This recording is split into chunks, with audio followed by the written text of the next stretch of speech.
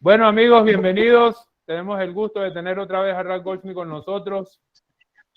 Un lujo tener a Ralph Goldsmith con nosotros en estas clases de historia judía. Bienvenido, Rabenu. Cordial saludo. Shalom. Muy buenas tardes.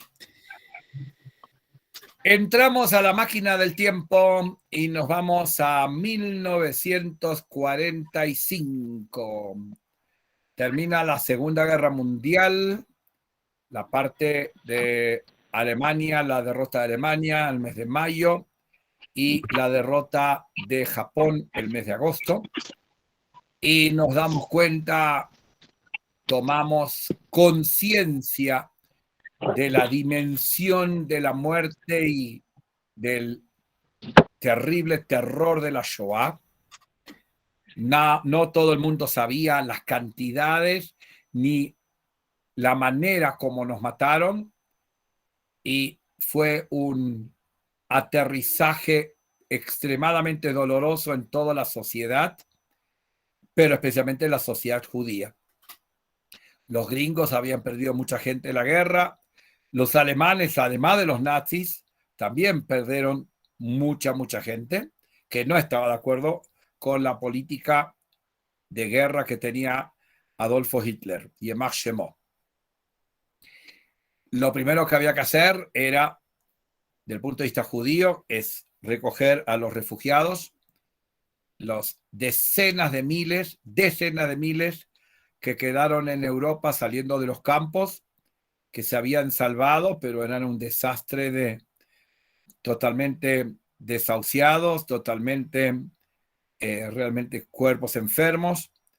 Entonces los americanos y los ingleses organizan los famosos campos DP, de deportados, que trataba de centralizar y que la gente volvía a Polonia del campo y los aldeanos no les devolvieron las casas, entonces salieron corriendo y había campos de deportados en Francia, en Italia, en muchos sitios, y algunos de los sobrevivientes, estamos hablando de centenares de miles, buscaron familia, algunos encontraron familia en Estados Unidos, en América del Sur, muchos quisieron ir a Israel, pero Palestina estaba cerrado.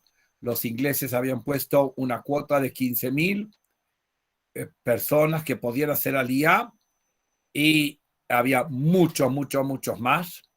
Entonces, durante años, del 45 al 48, tratamos de entrar lo que se llama la aliyá ilegal, en barcos a mitad de la noche.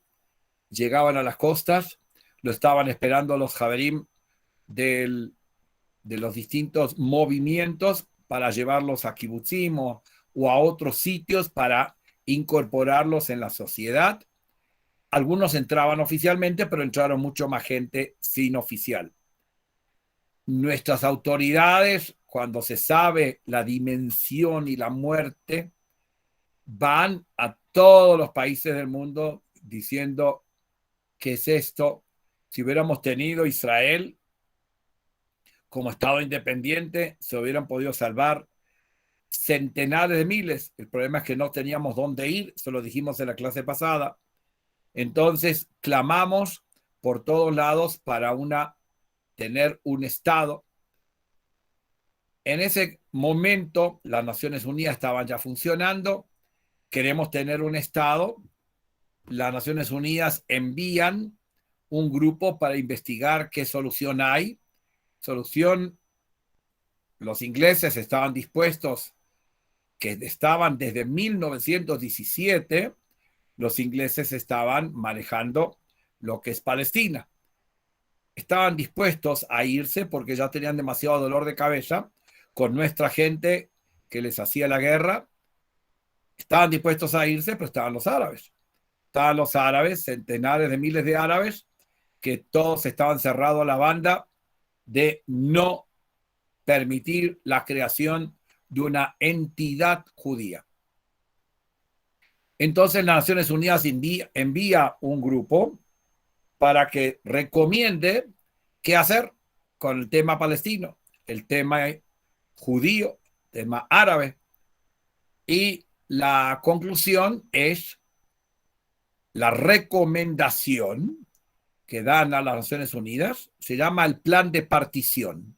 Plan de partición es tomar el territorio completo desde el Jordán hasta el mar Mediterráneo y ver dónde hay judíos viviendo, sería un país judío.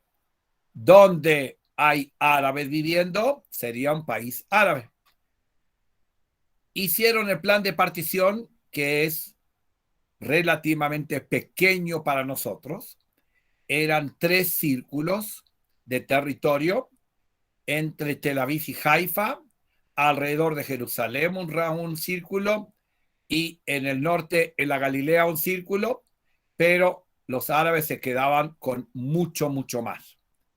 Se presentó ese plan a las Naciones Unidas, esa recomendación, y los judíos, a nombre de Ben Gurión, que era el líder del sionismo, todavía no era primer ministro porque no había un Estado, pero estamos hablando en 1947, es decir, 2 años después de que terminó la guerra, ya se traía, este fue el primer tema importante que tuvo que tratar las Naciones Unidas, y se iba a hacer una votación sobre el plan de partición.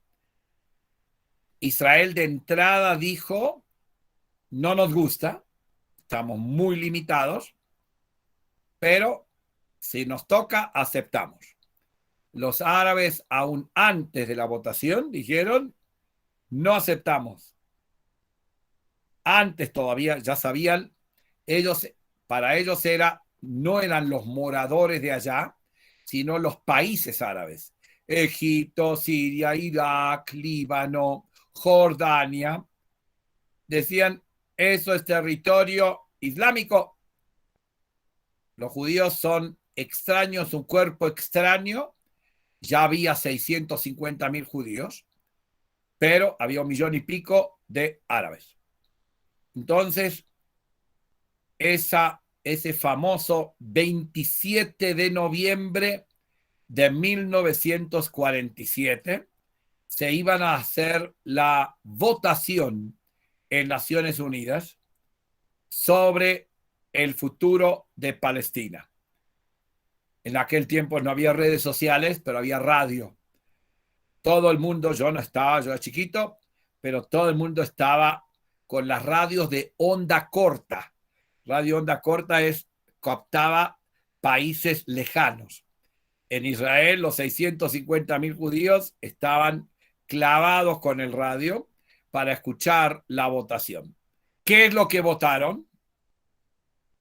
La creación de 2 estados. Un estado judío y un estado árabe. Escuchen bien, las palabras son muy importantes. Nadie hablaba de palestinos. Un estado árabe que tendría el 70% de lo que hoy es Israel. Nuestro estado era muy pequeño. Complicado de defender, con todo, Ben Gurión dijo que sí. A nombre de la gente. A nombre de la Histadrut, la Confederación Sionista. Los árabes dijeron que no y se mantuvieron en ese plan que no, que ellos quieren o todo o nada.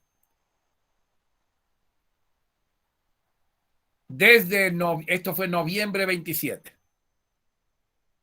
Ahora, quedaban hasta mayo, tiempo que cada uno fue haciendo lo suyo. ¿Por qué mayo?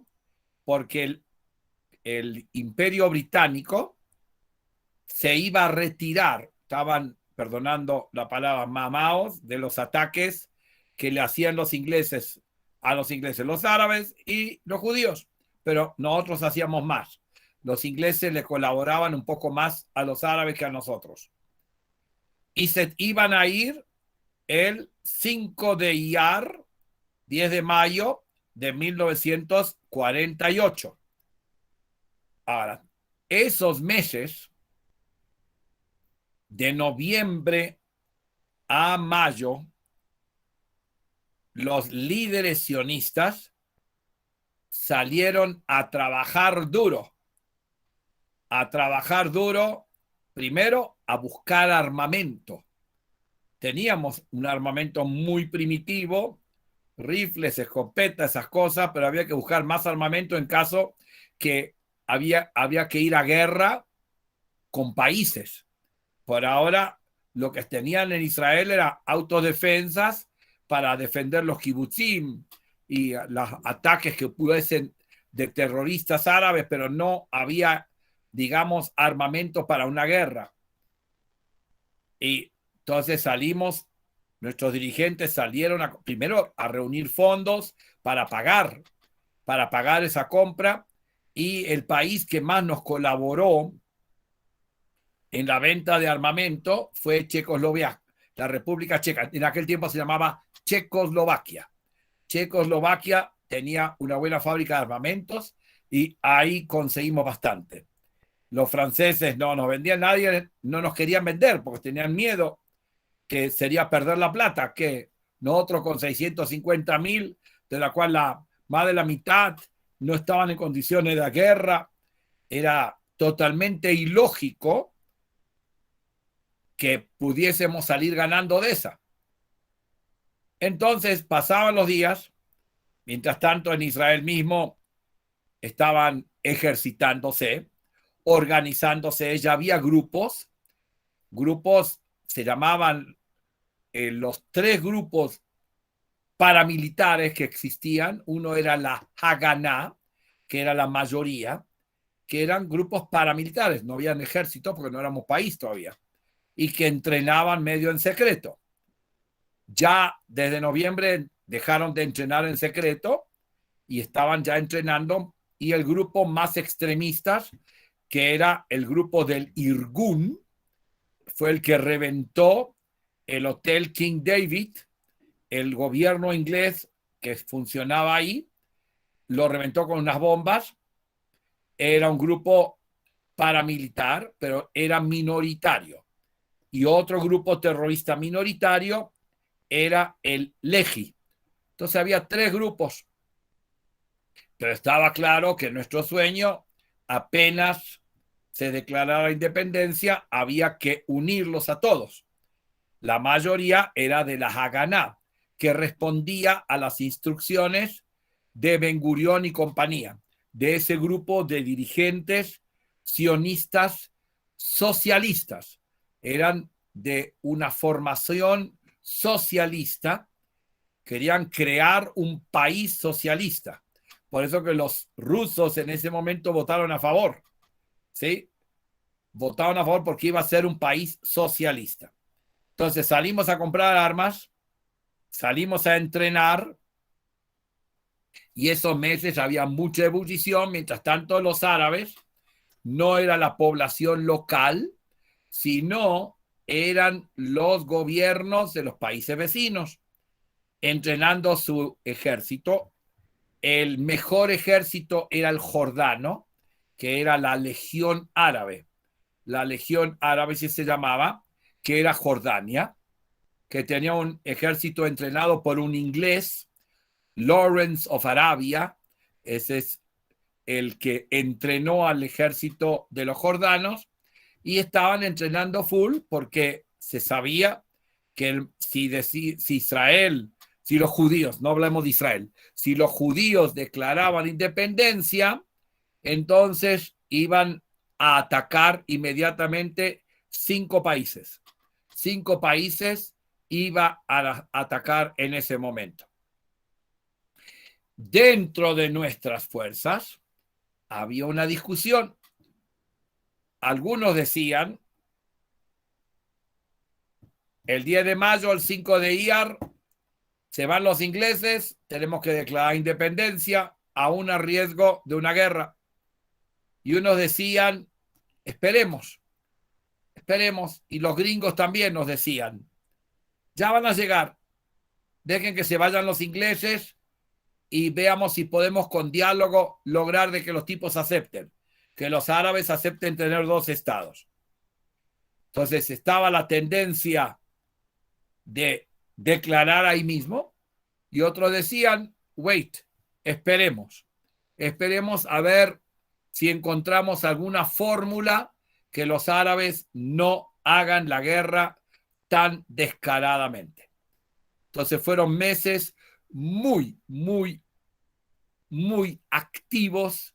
Estaba entrando gente porque ya los ingleses estaban vigilando, pero ya menos. Entonces hubo más colados en ese momento que llegaban desde Europa, de los campos de deportados. Bien, acá viene primer espacio para preguntas únicamente asociados. Preguntas o comentarios a la terminación de la Segunda Guerra Mundial, Naciones Unidas, plan de partición y preparación para ver qué hacemos el 10 de mayo. ¿Alguien tiene comentario o pregunta? Siéntanse libre. Oigo.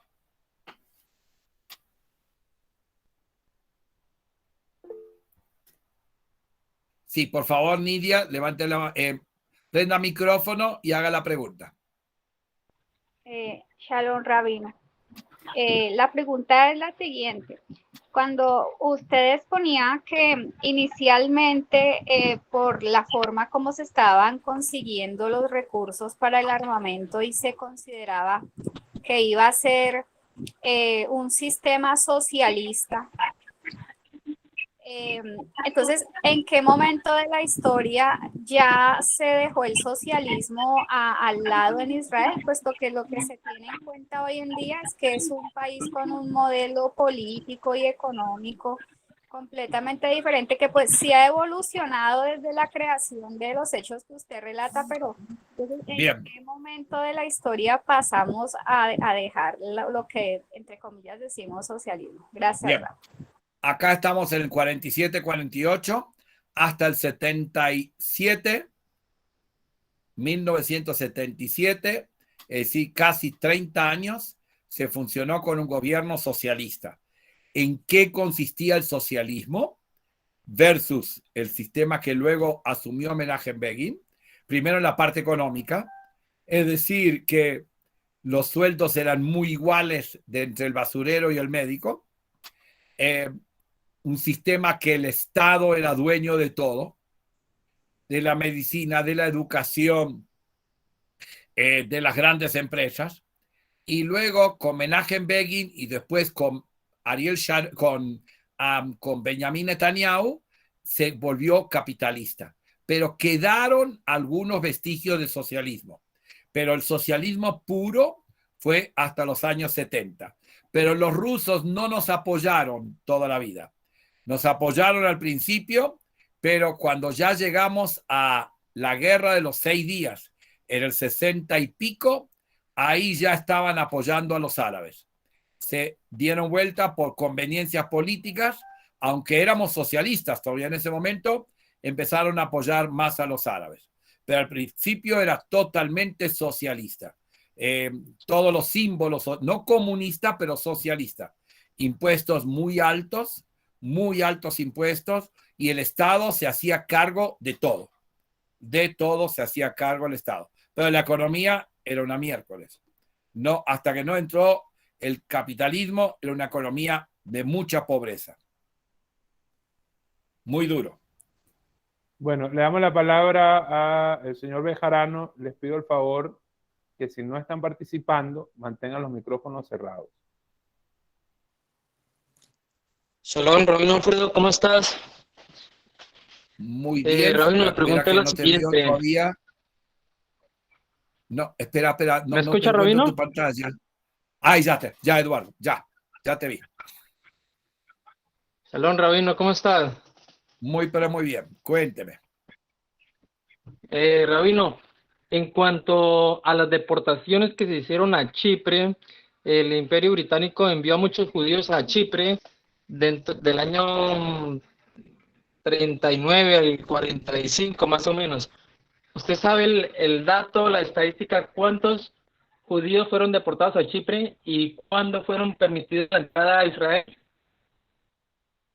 Bien, el sistema es muy sencillo. En el 37 y en el 39 de vuelta, los ingleses, que eran los dueños del pastel, dijeron no entran más de 15.000. Y cada barco que ellos cogían, lo detectaban que estaba haciendo la alía ilegal, mandaban a la gente a Chipre y armaron allá unos campamentos. No era tan grave como los nazis, pero no era ningún placer. La idea, entonces, eran miles, calculo que unos 50.000 pasaron por esos campos de deportados. Algunos iban entrando como 15.000 al año, es decir, los mandaban y esperaban el turno del otro año. Y el fuerte recién entró con la declaración de independencia después de mayo del 48. Pero hasta mayo del 48 muchos estuvieron allá.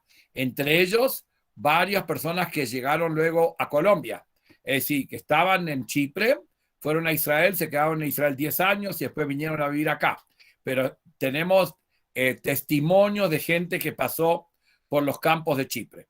Entonces, en Chipre hubo varias decenas de miles, pero todos terminaron llegando a Israel. Ok, Claudia Castillo.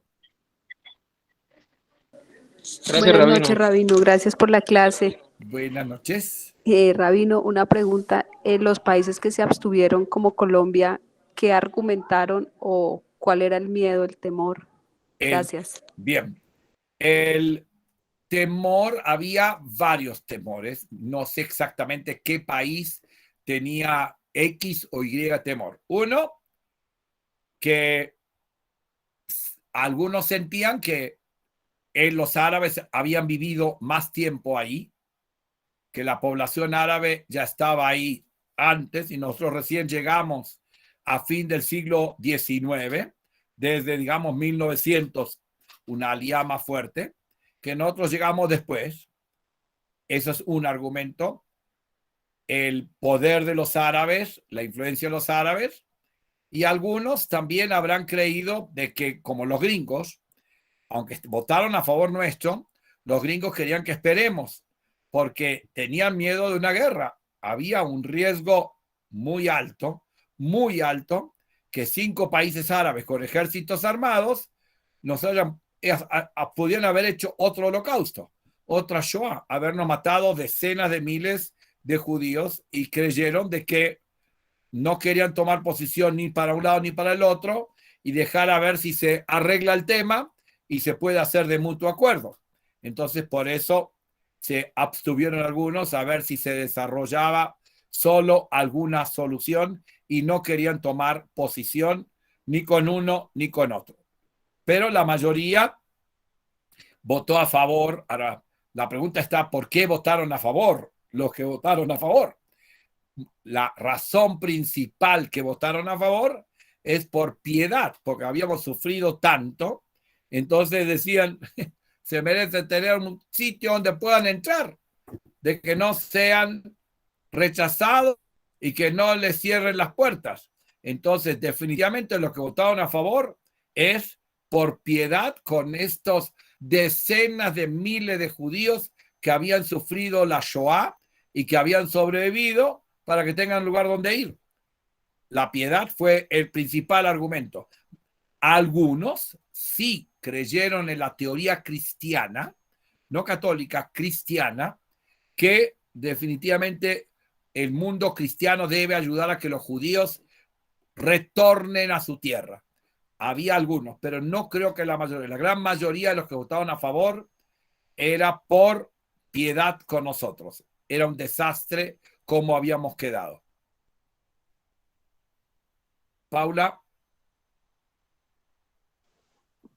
Rabino, gracias por las enseñanzas. La pregunta mía es, yo siempre he escuchado sobre el hecho de que fue el barco Éxodo que salió con tantos judíos llegando a Israel, ese barco que naufragó, no entiendo bien, no lo dejaron entrar.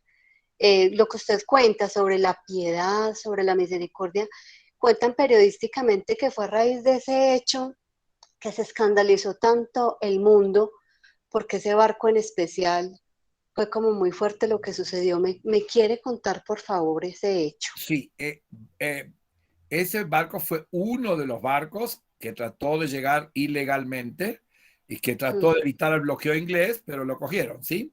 Ahora hubo algunos barcos que son realmente nombres reales, otros ficticios, hubo algunos que se hundieron, pero el drama del barco es un drama, nadie lo niega, pero es ínfimo comparado con lo que nos hicieron sufrir los nazis y cómo nos mataron y cómo acabaron con nosotros.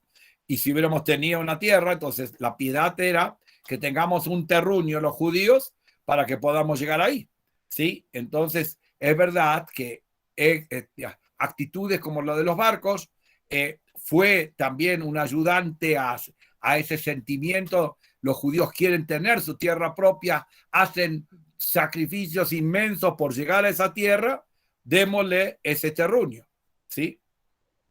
Pero Gracias. piedad fue el principal argumento emotivo. Gracias. Bien, entonces pasamos al segundo capítulo.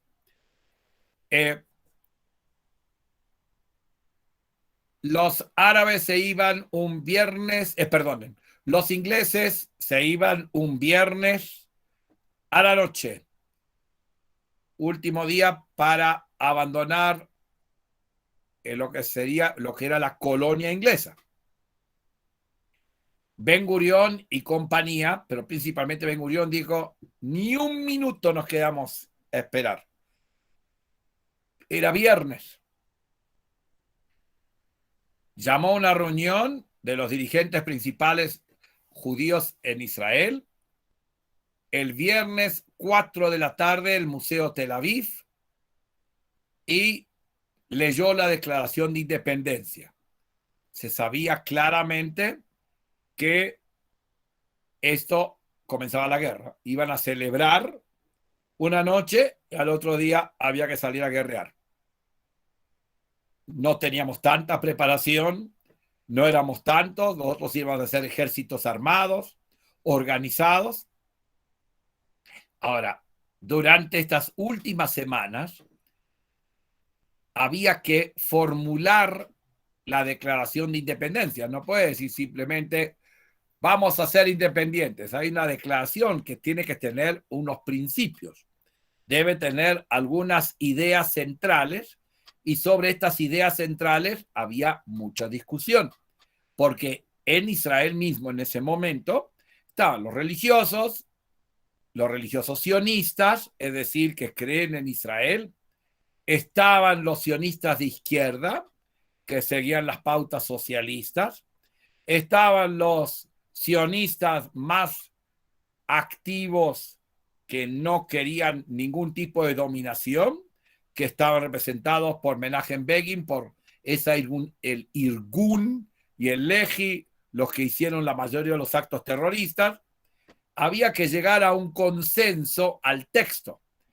Temas como, por ejemplo, mencionamos a Dios o no mencionamos a Dios en la Declaración de Independencia, mencionamos a los árabes que van a quedarse o los árabes que se van a ir, mencionamos que si vamos a hacer una constitución o no, si se va a llamar a una constituyente. Entonces había muchas frases que había que discutir mucho y el grupo que tomó la decisión es relativamente pequeño. No hubo una convención, una asamblea constituyente para decidir el texto. Fue un grupo limitado, pero el que llevaba la voz de mando era definitivamente Ben Gurión, y había también un rabino religioso que representaba a los sionistas religiosos, pero Ben Gurión era la máxima autoridad. Ahora vamos a ver un video sobre ese contenido y porque estaban puestos los lineamientos de nuestra Medina, de nuestro Estado. ¿Cómo se iba a llamar? También era una discusión.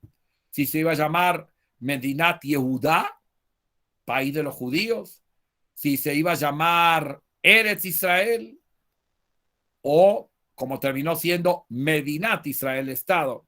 Había discusión sobre el nombre también. Unos puntos que hay que destacar, que invitó a que los árabes se integren y que trabajemos juntos en la paz, que no se dio. El otro llamado que hizo es que la gente llegue a Israel en masa, que los judíos lleguen a Israel en masa. Y hubo mucha aliyá, pero no la que él o la que la declaración creía de que apenas se declarara que toda la diáspora se iba a llegar a Israel. Vino un porcentaje importante, pero la gran masa, los gringos, no hicieron aliyá, y en ese momento los rusos no podían hacer aliyá, llegaron más tarde, pero había un llamado. Después no dice el nombre de Dios, sino dice Sur Israel. Lo llama la roca de Israel, no ponen Adonai. Y también fue fuerte discusión al respecto. Ahora, la declaración se hizo a las 4 de la tarde. Shabbat empezaba más o menos 6 y pico. Él terminó de leer eso y se fueron. Se fueron porque cada uno tiene que ir para su casa. Y la gente salió a bailar después a la noche. En Tel Aviv había mucho baile. Horas es lo que se bailaba en aquel tiempo. Y sabían que el otro día había que enrolarse. Estaban organizados. Ya Ben Gurión tenía su plan de lucha, digamos, la estrategia. Y el gran problema que pasa en ese momento es qué iban a hacer los árabes, qué iban a hacer los residentes. Entonces, entre los residentes hubo algunos que por radio los países árabes le decían: no se les ocurra quedarse bajo el dominio de los judíos porque van a sufrir, los van a explotar, los van a matar. Entonces crearon mucha desazón. Entonces miles de árabes se fueron solos. Los del sur se fueron hacia Gaza, los del norte se fueron hacia los territorios, escapándose. Muchos se quedaron. Los que se fueron los refugiados, y algunos en la primera guerra, que vamos a hablar la vez que viene, en la primera guerra del 48 al 49, hubo aldeas árabes que el ejército Tzva Haganah Israel, Tzahal, los desalojó, porque había unos territorios en la ciudad de Lot, entre Jerusalén y Tel Aviv. Las aldeas árabes eran muy agresivas y nos atacaban en la carretera que comunicaba a Jerusalén. Entonces hubo algunas acciones militares, o algunas del Irgun, algunos de la Haganá, para desalojar esas aldeas árabes. Entonces tenemos tres reacciones: los que se quedaron, los que se fueron porque tenían miedo, y los que se fueron porque lo fuimos, porque les hicimos desalojar ciertas zonas. Y los que se fueron, la gran mayoría que se fue con la ilusión que iban a volver y acabar con Israel, y que iban a volver a su casa. Llevaban la famosa llave de su casa y con la idea de que iban a volver realmente. Se cree que durante la guerra del 48-49, se calcula que alrededor de 400,000, algunos dicen 600,000, nosotros creemos que fueron 400,000 árabes se fueron, entre los que se fueron porque querían y los que se fueron porque el ejército los fue desalojando. Y esos que se fueron quedaron en los campos de refugiados, y en ese campo de refugiados fueron mantenidos por las Naciones Unidas, por la Comisión, el Fondo de Naciones Unidas que mantenía a los refugiados. Bien, hasta aquí, ahora sí, preguntas sobre la independencia, lo que pasó antes y las consecuencias de la declaración de independencia que pronunció Ben Gurión. Siéntanse libres de pedir aclaración, pero que lo incorporen bien los conocimientos. Enrique López, por favor.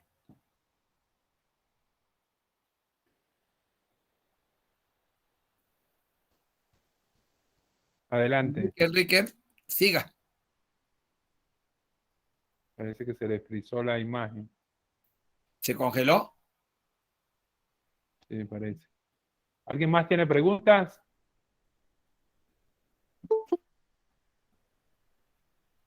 Claudia Castillo. Gracias, Rabino. No, para hacer el comentario, el texto de la declaración me parece que es muy completo y aclara siempre las buenas relaciones de cooperación que siempre han querido tener con sus vecinos. Entonces, esa parte me parece muy completa. Entonces, ya lo que pasa de ahí ya, pues, como si no, pero me parece que el texto en esa parte es muy claro, muy completo y bonito. Correcto. 100%. Y extendemos la mano para que colaboremos juntos y vivir juntos. No quisieron, en ese momento no había ningún árabe que aceptó esa frase. Hoy ya hay algunos que están colaborando, pero después de muchas guerras y después de mucho sufrimiento, hoy la cosa, hay mucha población en Israel de los que decidieron quedarse y sus hijos y sus nietos, ya hay muchos que están totalmente integrados. Por ejemplo, en el campo médico hoy en día, creo que el 30% de las enfermeras son árabes en los hospitales israelíes. Creo que el 15% de los médicos son árabes. Entonces hay muchos campos que se está colaborando bien. El problema está que los palestinos que están en los territorios y en Gaza, pero no estamos desviando el tema. En el origen realmente extendimos la mano para hacerlo juntos, pero ellos no querían. Ellos querían que nosotros éramos conquistadores, invasores, cuerpo extraño en ese sitio, ¿sí? Y fue una mentalidad que no permitió que los 400.000 refugiados se empiecen a integrar a los países donde estaban. No se integraban, quedaron realmente como refugiados. Todavía hoy hay campos de refugiados donde están los hijos o los nietos de los que salieron en el 48-49. Ya se descongeló sí, ya, la imagen de... Enrique, adelante. Buenas noches. Mi pregunta es respecto al plan de partición de la ONU en Jerusalén. ¿Se llegó a ejecutar? ¿Cómo lo ejecutaron? ¿Llevaron tropas? ¿O Bien. cómo quedó Jerusalén allí? En el plan original, Jerusalén iba a ser una ciudad internacional. En el plan de partición no iba a ser ni de árabes ni de judíos, una ciudad internacional que la iba a manejar Naciones Unidas. Si los árabes no hubieran empezado la guerra, probablemente tendríamos que haber vivido con eso y que cada uno maneje su alcaldía, pero la soberanía iba a ser de Naciones Unidas. En la guerra del 48-49, la guerra por Jerusalén la perdimos, porque la parte antigua, lo que equivalente, digamos, en Cartagena, la heroica, la ciudad amurallada, quedó en manos de los árabes. La parte nueva, digamos, equivalente a Boca Grande, eso quedó en manos nuestras, pero perdimos esa guerra. Entonces, Jerusalén, el plan original era internacional y los que más apoyaban de Jerusalén internacional era el Vaticano. El Vaticano insistía que no puede ser dominado Jerusalén ni por judíos ni por árabes. Tiene que ser internacional, ¿sí? Para que se cumpla su visión. Y les tardaron muchos años al Vaticano hasta que aterrizó de que Jerusalén es Israel y la capital de Israel. Nidia. Adelante. Bueno, Rabino, de pronto la pregunta es como una opinión que a la vez se considera como interrogante, pero sé que al final puede ser una opinión o postura sobre el aspecto político, teniendo en cuenta que al inicio usted indicaba que cuando se planeó la independencia, en cabeza pues de Ben Gurión, y creo que estaba Golda Meir, consiguiendo los recursos en otros países para comprar las armas, y ellos, si no estoy mal, Golda Meir había sido líder comunista de la clase obrera trabajadora de un país de donde ella era originaria. Entonces, por ende, según lo que uno se imagina, se fraguó a Israel inicialmente como un estado socialista. Entonces, en la teoría, nosotros tenemos los autores que hablan del capitalismo, del socialismo, del comunismo y otras políticas económicas, porque en realidad son políticas económicas abordadas también por judíos como Smith, Adam, David Ricardo, inclusive Marx. Sí, entonces, hasta donde usted contó de los 40 y tantos años a partir de ese modelo, y durante esos años podemos observar que Israel se logró sostener en el tiempo y progresó. Pues leemos los avances de la Universidad Hebrea en el aspecto científico, buena educación, buena salud.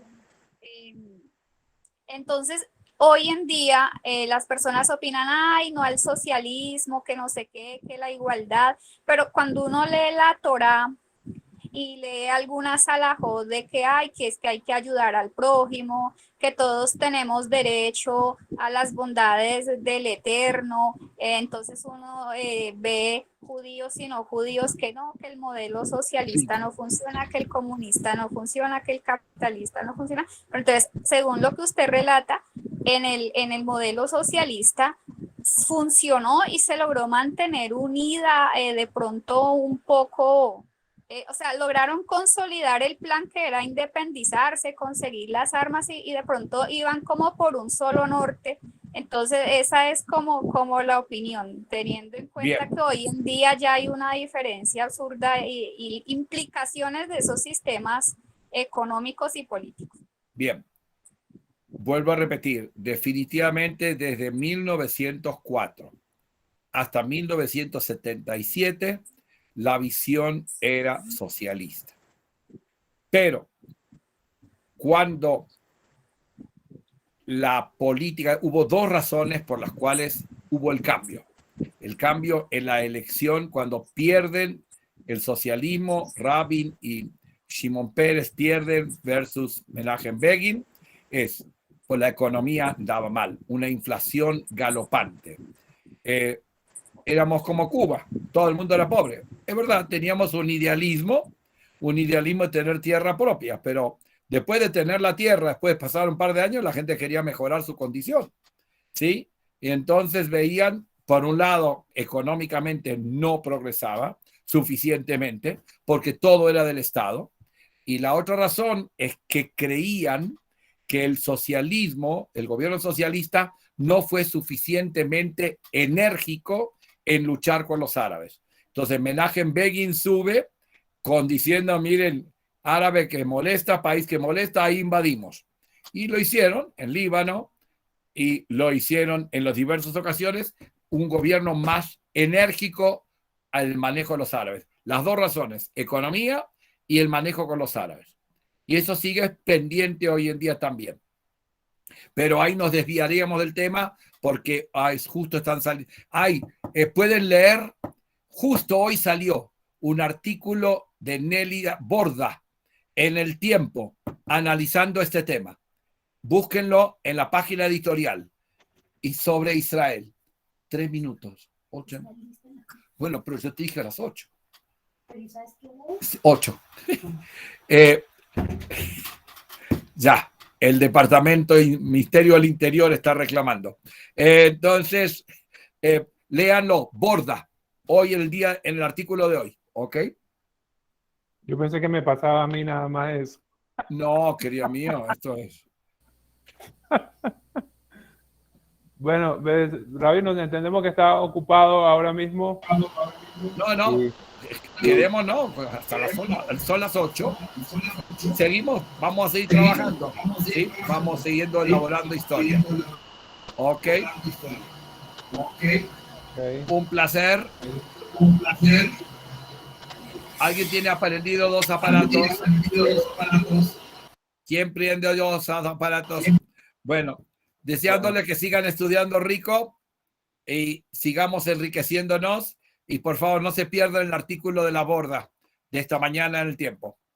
invitado para la próxima, trátese lo antes posible. Ya toda la gente quedó pendiente con más preguntas y todo. Ok, no, y seguimos adelante. ¿Listo? Shalom, Laila Tov.